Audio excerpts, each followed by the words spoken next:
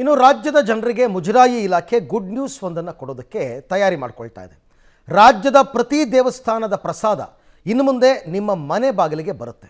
ಸಂಕ್ರಾಂತಿ ಹಬ್ಬದ ಬಳಿಕ ದೇವಾಲಯಗಳ ಪ್ರಸಾದ ಡೋರ್ ಡೆಲಿವರಿ ಸ್ಕೀಮ್ಗೆ ಜಾರಿಗೆ ತರೋದಕ್ಕೆ ಈಗ ಮುಜರಾಯಿ ಇಲಾಖೆ ತಯಾರಿಗಳನ್ನ ಮಾಡ್ಕೊಳ್ತಾ ಇದೆ.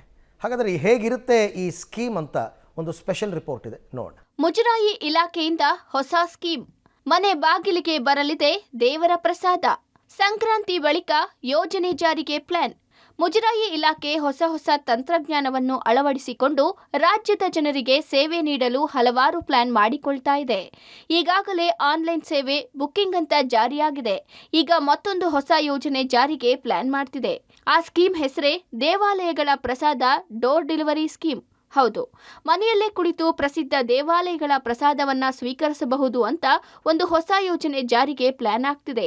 ಸಂಕ್ರಾಂತಿ ಬಳಿಕ ಆನ್ಲೈನ್ನಲ್ಲಿ ಕರ್ನಾಟಕ ರಾಜ್ಯ ವ್ಯಾಪಿ ಇರುವ ಯಾವುದೇ ದೇವಸ್ಥಾನದ ಪ್ರಸಾದವನ್ನ ಆನ್ಲೈನ್ನಲ್ಲಿ ಬುಕ್ ಮಾಡಿದ್ರೆ ಮನೆ ಬಾಗಿಲಿಗೆ ಪ್ರಸಾದ ತಂದು ಕೊಡುವ ಕಾರ್ಯ ಇದಾಗಲಿದೆ. ಇನ್ನು ಮನೆ ಬಾಗಿಲಿಗೆ ಪ್ರಸಾದ ನೀಡುವ ಯೋಜನೆ ಜಾರಿಗೆ ಅಂಚೆ ಇಲಾಖೆ ಜೊತೆ ಮಾತುಕತೆಯಾಗಿದೆ.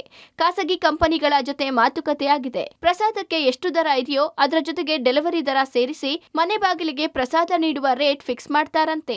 ಸಚಿವರ ಜೊತೆ ಚರ್ಚೆ ಮಾಡಿ ಸಂಕ್ರಾಂತಿ ಬಳಿಕ ಯೋಜನೆ ಜಾರಿಗೆ ದಿನಾಂಕ ನಿಗದಿಯಾಗಲಿದೆ. ಮನೆ ಬಾಗಿಲಿಗೆ ದೇವಾಲಯಗಳ ಪ್ರಸಾದ ಯೋಜನೆ ಜಾರಿಯಾದ್ರೆ ಜನ ಮನೆಯಲ್ಲೇ ಕುಳಿತು ತಮ್ಮ ನೆಚ್ಚಿನ ದೇವರ ಪ್ರಸಾದವನ್ನ ಸ್ವೀಕರಿಸಬಹುದು. ಈ ಯೋಜನೆಯ ಮಾನದಂಡಗಳು ಏನಾಗಿರಲಿದೆ ಎಂಬುದನ್ನ ಕಾದ್ ನೋಡಬೇಕಿದೆ. Lokesh Kodagadala, Public TV, Bengaluru.